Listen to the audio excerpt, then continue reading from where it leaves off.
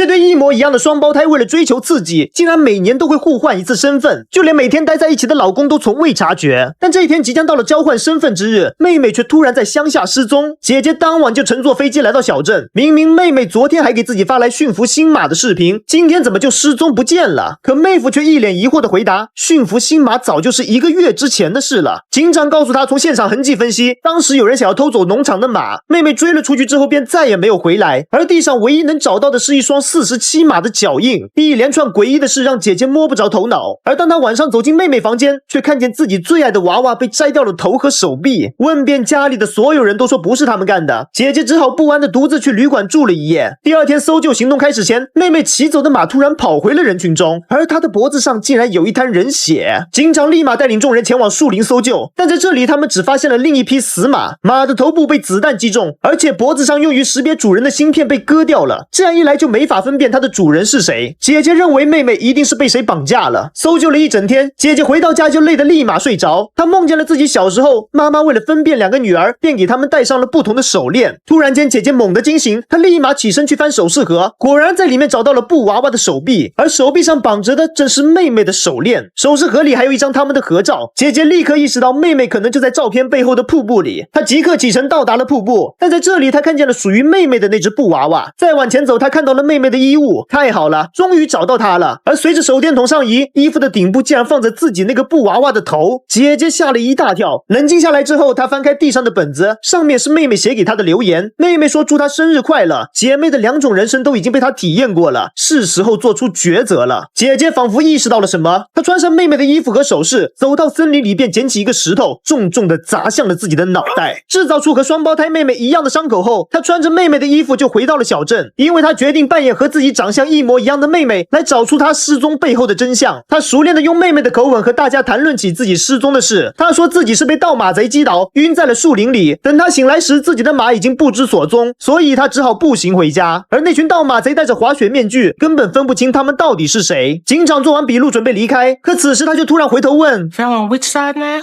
姐姐思考片刻，说是右侧，但警长却说跑回来的马是左侧沾了血迹，看来面前的这个女人方向感不是很好嘛。说完，他便笑着离开了这里。虽然引起了警长的怀疑，但姐姐现在可管不了这么多。她用妹妹的身份证重新补办了妹妹的电话卡，打开妹妹的备用手机，才发现她之前正在调查一起教堂失火案，而这个案子可是和她们姐妹息息相关的。突然电话响起，姐姐战战巍巍的接起来之后，发现是一个男人打来的，对方说要30克的违禁药品，并说在老地方交给他。可姐姐哪里知道所谓的老地方是哪里，机智的她谎称老地方已经暴露，并给了男人一个新的地点和他碰面。挂断电话，姐姐在马厩里找到了藏在这里的违禁品，没想到妹妹竟然背着自己做这种生意。来到目的地，她碰到了这对小情侣买家，从他们口中，姐姐拿到了接头人的号码。联系上之后，接头人却表现出非常关心的语气。碰面之后，姐姐才发现这个男人竟然正是妹妹之前的混混前男友。原来妹妹背着自己还一直和他有联系。就这样，姐姐坐上了杰克的车，但聊天中杰克突然说 She's still pretending to be Gina? 姐姐吓出了一身冷汗，没想到妹妹连他们互换身份的秘密都告诉了这个差点毁掉他们人生的家伙。姐姐赶紧找借口说回家有点事情要处理，但杰克并没有听她的，而是直接将她带回了小木屋。原来妹妹之前答应好和这个男人私奔，姐姐赶紧谎称说现在筹备的钱还不够，还想再等一段时间。可没想到男人直接靠了上来，对着她就仔细观察了起来，下一秒一把刀就架在了她的脖子上。因为杰克认出面前这个人不是妹妹，而是双胞胎姐姐。姐姐只好摊牌，她说这样做只是为了找到失踪的妹妹，而杰克的反应只能说明他也找不到人。看来杰克和妹妹的失踪没什么关系，于是两人决定用各自的方法继续找人。但临走前，姐姐偷偷拿走了妹妹留在这里的护照，还有一笔现金。而当姐姐回到家，却突然收到了妹妹发来的图片，图片显示的正是当年的火灾案。随后妹妹还附上留言，说知道了姐姐一直在骗自己，而现在只想请求她能放自己走。姐姐意识到自己的秘密可能被她发现了，于是她准备扮演妹妹去找副警长了解一下妹妹之前都知道了一些什么。可老爸却突然将她喊住，他说今天晚上的生日宴要让她们姐妹俩一起出席。由于之前互换身份的关系，姐妹俩从来都没有同时回到过小镇上，而这一次难得姐妹俩都在，全镇的人都将来为她们庆生。可老爸根本不知道现在的姐妹都是姐姐一个人办的，姐姐只好先答应下来，之后再想对策。出门之后，她接到了一通电话，电话是银行打来的。原来妹妹今天下午2点半预约了要取6万元的现金，现在现金已已经到了，银行问她能不能准时来。姐姐内心激动不已，也就是说只要在2点半之前赶到银行，就能找到前来取钱的妹妹本人了。不过高智商的她还玩了一个阴招，她假装说自己临时有事，要把那笔现金先锁定。银行经理同意后，姐姐便来到银行门口蹲点。果然到了2点半，她看见了前来取钱但失败的妹妹，她不顾一切的冲上前，可妹妹已经坐上杰克的车走了。姐姐丝毫不慌，她来到银行将6万块变成了本票，然后将它拿走。现在妹妹的钱和护照都到了她手上，在没说清楚之前，妹妹是没办法和杰克私奔了。杰克来找她要钱，但姐姐坚决不给，她说除非让妹妹亲自来见她。杰克只好说那就等着瞧吧，今天晚上的生日宴妹妹会来的。等到了生日宴上，姐姐果然看到了她的身影，而此刻的妹妹竟然反过来扮成了姐姐，正站在自己的老公旁边。姐姐赶紧将她拉到路边，问她这一切到底是怎么回事，而妹妹却说自己发现了姐姐的秘密，现在的她只想放下这里的一切，和前男友私奔。由于护照和钱都在姐姐这里，妹妹只好威胁说不把东西还给她，就将他们每年都交换身份的事情说出去，大不了2个人都颜面扫地。姐姐只好心痛地告诉她，老爸得了癌症，只剩下6个月的生命了，难道她就舍得这样抛弃家人吗？妹妹听完后沉默不语。他们回到聚会上拍下了一张合照，看似和谐的照片，实则姐妹俩各怀鬼胎。第2天，姐姐以为妹妹终于肯留下陪父亲了，可小镇里却发生了一起凶杀案，死的人正是妹妹的前男友杰克，他在车里被烧成了炭。可警方经过尸检，发现杰克在被烧之前腹部就有刀伤，也就是说他是先被杀，然后才在车里被烧焦。警长首先就盘问了妹夫，因为他的头上出现了一道伤疤，明明昨天晚上聚会的时候还好好的，很明显他和别人发生过争执。妹夫只好解释，这是自己今天早上修马蹄的时候不小心弄伤的。于是警长在他家采集证据之后便离开了这里。姐姐再也忍受不了，她让妹夫必须告诉她最近都发生了什么事。眼看着瞒不住，妹夫只好交代了事情的真相。原来1个月前新来的马是盗马贼从隔壁镇上偷的，而他们和盗马贼合作，便低价收下了这匹马。妹妹失踪那天，那匹马也不见了。妹夫知道这一定是妹妹想要和杰克私奔，所以偷走了这匹价值7万美金的马。可最后这匹马却死在了树林里，盗马贼便找到妹夫，要求他赔偿7万元，不然就让他们马场名声扫地。他怀疑杰克的死和那群盗马贼有关，而妹妹现在一定也处于危险当中。姐姐暂且信了他的话，但他找遍各个地方都没有找到妹妹的踪影。而当他再次返回家里，警方竟然把妹夫当作嫌疑人抓了起来。原来妹夫的汽车轮胎印出现在了杰克家附近，这正是刚才警长采集的证据。正当姐姐不知所措之际，妹妹给她打来了电话，她说杀害杰克的正是那群盗马贼，他们要她拿出7万元，不然将会追杀他们到天涯海角。